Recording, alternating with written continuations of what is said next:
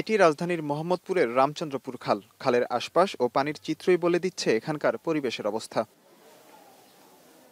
IDLC ফাইন্যান্সের সহযোগিতায় খালের পানির স্বাভাবিক প্রবাহ ফেরাতে দুদিনের পরিষ্কার অভিযান পরিচালনা করা হয়। সেই সাথে খালের দুপারের ওয়াকওয়েতে রং ও ময়লা ফেলার ডাস্টবিন স্থাপন করা হয়, যেখানে উত্তর সিটির পরিচ্ছন্নতা কর্মীদের সঙ্গে অংশগ্রহণ করেন ৩ শতাধিক স্বেচ্ছাসেবী। তো আমরা লাস্ট দুদিন ধরে এখানে কাজ করছি। আজকে মোটামুটি আপনারা দেখতে পাচ্ছেন যে অনেকটা পরিষ্কার হয়ে গিয়েছে। আমরা চাচ্ছি যে কিভাবে এই খালটাকে পরিষ্কার পরিচ্ছন্ন রেখে এই পরিবেশটাকে ভালো রাখা যায়। তরুণরা এসে আমরা জনসচেতনামূলক যে আমরা পরিষ্কার করে গেছি, কিন্তু এটা ওরাই হচ্ছে মূলত এটা পরিষ্কার রাখবে এবং তাদের দায়িত্ব। পরিবেশ, বন ও জলবায়ু পরিবর্তন বিষয়ক মন্ত্রণালয় ও ঢাকা উত্তর সিটি কর্পোরেশনের তত্ত্বাবধানে হওয়া খাল পরিষ্কার অভিযানকে সামাজিক দায়বদ্ধতা কার্যক্রমের অংশ বলছে অর্থ সহায়তাকারী প্রতিষ্ঠানটি।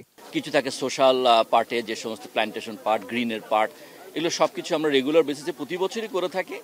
তো আমরা সেই হিসাবে আমরা 2025 সালে মিনিস্ট্রি অফ এনভায়রনমেন্টের উদ্যোগে আমরা সিটি কর্পোরেশনের সহায়তায় এই আইডিএসির পক্ষ থেকে আমরা এই খাল পরিষ্কারের একটা উদ্যোগ নিয়েছি।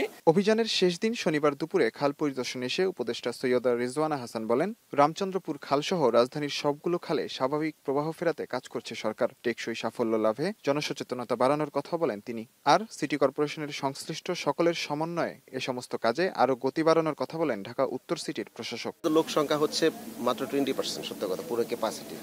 সেখানে রাতে কেউ যদি এটা চুরি করে ময়লা ফেলে, এটা অ্যাওয়ারনেসের বাইরে আসলে পুলিশিং করে কিন্তু এটা পসিবল না। রামচন্দ্রপুর খাল যদি আমরা না বাঁচাই, এটা কিন্তু একটা প্রতীকী আবেদন আছে। রামচন্দ্রপুর খাল, সুভাদ্রা খাল, তো এই দুটোরই আমরা কাজ শুরু করেছি। জনগণকেও কিন্তু সচেতন হতে হবে। শুধুমাত্র হাঁকডাক দিয়ে অভিযান পরিচালনাই নয়, খাল রক্ষায় নজরদারি বজায় রাখার কথা বলছেন রামচন্দ্রপুর খালপাড়ের বাসিন্দারা।